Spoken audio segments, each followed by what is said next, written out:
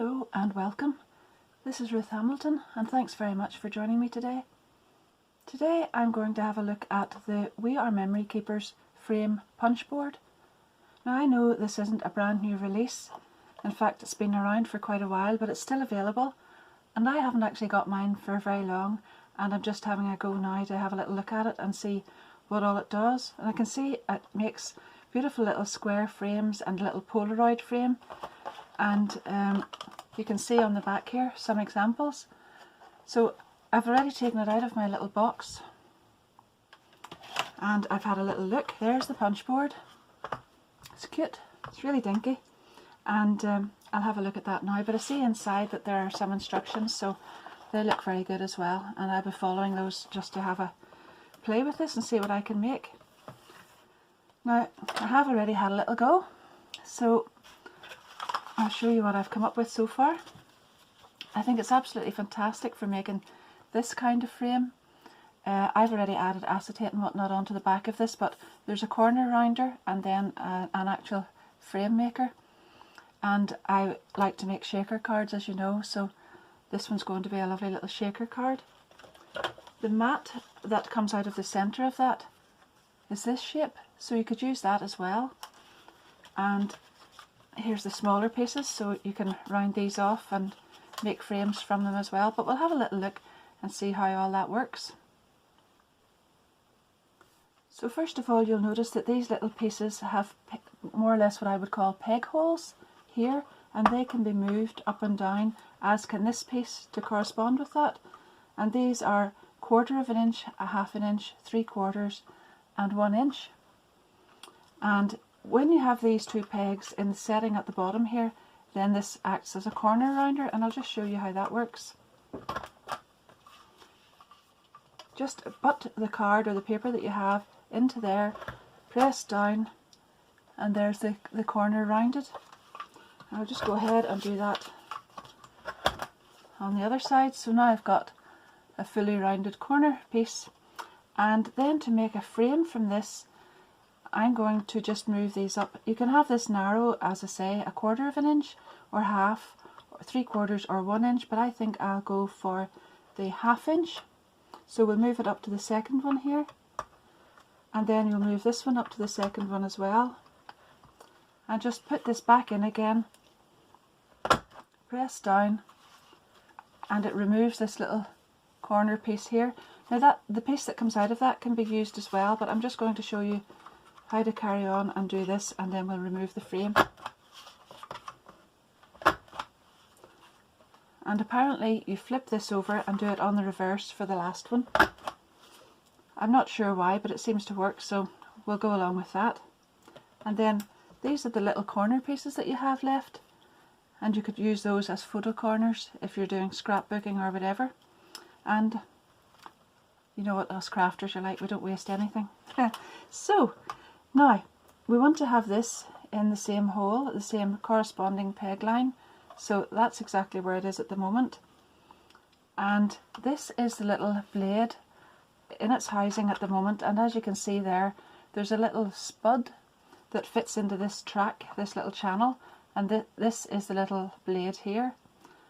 So we lay this in, just make sure that this is in the right place. This comes out and moves back, you know, up and down just wherever you need it there. And this little channel then is to hold this, and you hold it in place. Now I've noticed some people have said that sometimes they don't get this in the right place. I'm just going to stand up because my chair's a little bit low. Just put it in like so. Now what you don't want to do is have your blade coming across this part, or it will cut off the top part of the frame. You only want to come here in the part that's left after the little corner was taken out. So put that in, hold back and press down into the channel and just move it along there, and that will go from, I'll just lift it out and show you.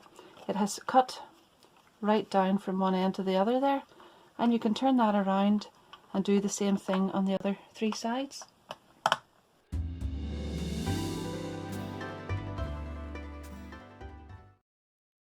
So there's the little frame, and that was really easy. But you've also got this little layer here, and I wouldn't like to waste that.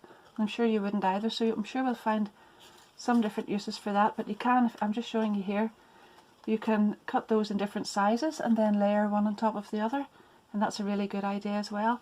So that's the normal frame, and that's the one that I would be using for the, well, just for a matte and layer frame, but that's the one that I've used as well for the shaker card that I'm going to do in a moment. Now I just want to show you what that would look like if we want to get a Polaroid type frame in this. So we'll make it the same size, just hold that in there, and we're going to do the top corners. Just make sure, if there's a pattern on it, just make sure that that's facing the right way up,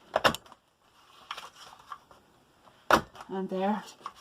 Now we want this to be deeper at the bottom here, so whenever you put this side in, you want it to be further up this way, further up this way. So we'll just move this along to the very end and put it back in again and press down, and you've got a wider gap at the bottom there.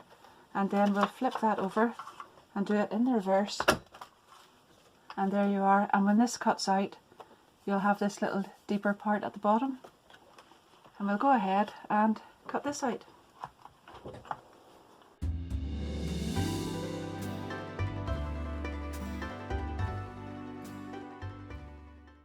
Because this bit is deeper, we want to move this right up to the top, because that corresponds with this one. And when you put this in here and butt that right up to the top there, and just make sure it's straight.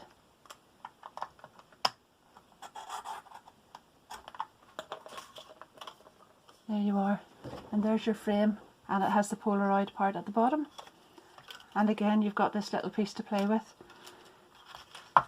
Whenever you lift this up, you'll find again there are your photo corners, and I'm sure you'll want to use those because, as I say, we don't like to waste anything, so hold on to those. That little blade is very, very sharp, so just make sure you keep it in the housing there. And that's as easy as that frame. It is actually so simple. So I'll go ahead and maybe go ahead and make some cards with those, but I'll just show you what I've done with this one. I've made the frame in the same way as I did with this one, and to make a shaker card, then I have attached acetate onto that with red highliner tack tape on the back of it, and then I've added some foam tape there just to give a little bit of dimension. You can see that there, and I'll just check it here. Yeah, so I'll turn that over. I have taken, this is one of my digi images from my website. I'll put a link to everything that I have down below there, but I've coloured in the little duckling with some alcohol markers, and I've used a little cloud as a template with some ink and made an inky background there. But I'm going to make a shaker card, as I said, so what I'll do now is remove the backing of this tape here. I don't like doing that after I put the shaker stuff inside, because sometimes it jerks, and then whatever you're putting inside can end up attached to the foam tape instead of inside it. So that's why I do it now, and I'm just going to lay that down again and try not to stick to it. And I've got some sequins here, so I'll just pour them in. I don't want too many, but I want enough to make it worth my while making a shaker card. So.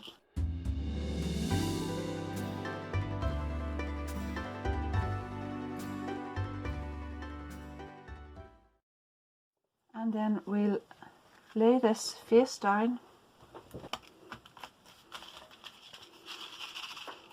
and there's our little shaker card. So I'm going to take the backing tape off and add this onto an A6 card.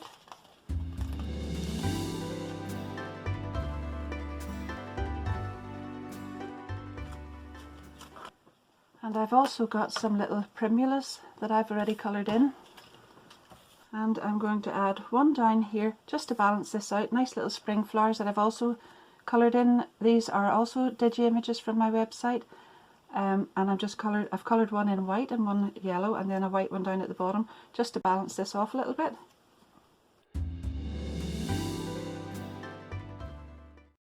And there we are. That's a very easy way to make a frame for a shaker card. And also, I'm just having a look at these digi images as well.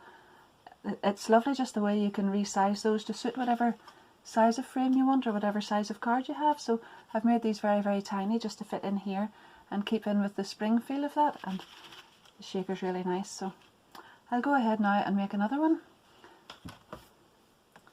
So I've taken another piece this time, and this is 13 centimeters square.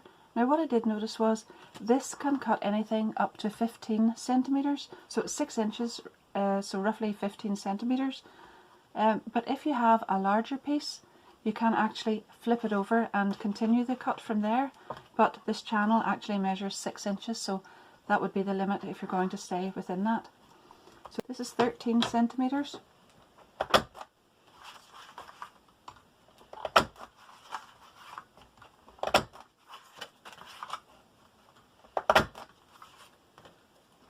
And that was on a 1/2 inch border. So I'll just put this in, and this is at 1/2 inch again.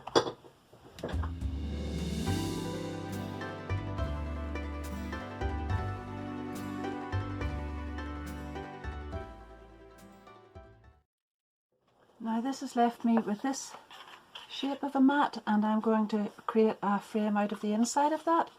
So push that in and butt it up against the sides there.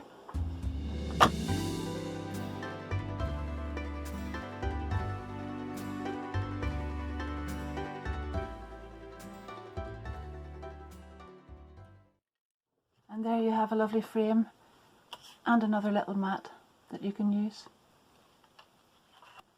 There are 2 finished cards now. So this one is the frame, and I have just put it straight over a mat on the card. And I've also got this piece that I could use as a mat on a different card, and that came out of the centre of this one with a broader frame around it.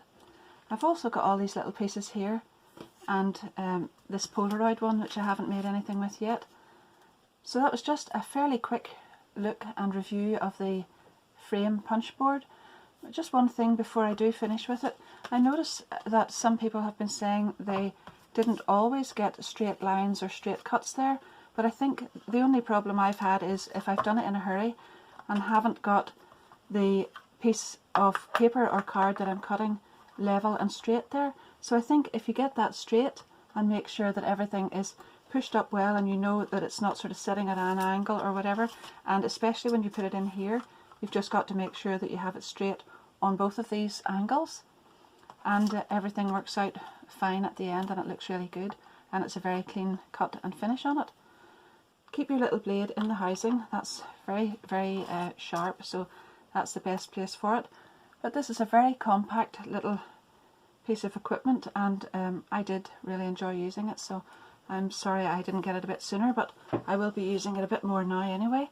And if you're interested in it, I don't have affiliate links to anywhere in the UK, but I do have to Amazon.com, so I'll put those down below. I'll put links to where you can get this in the UK as well anyhow, but if you want to use my affiliate links, I'm sorry that the UK one won't be on this. And I'll also add links to the digi images that I've used here as well, if anyone's interested in those. So once again, thank you very much for watching. I hope you've enjoyed that. I will be back soon with another one, because I've got a couple of different ones of these. We, our memory keepers, are really good at making these punch boards and things, and I've just been enjoying them for a little while, and they're really good fun. So thanks again, and until the next time, be good, keep safe, and I'll see you then. Bye bye.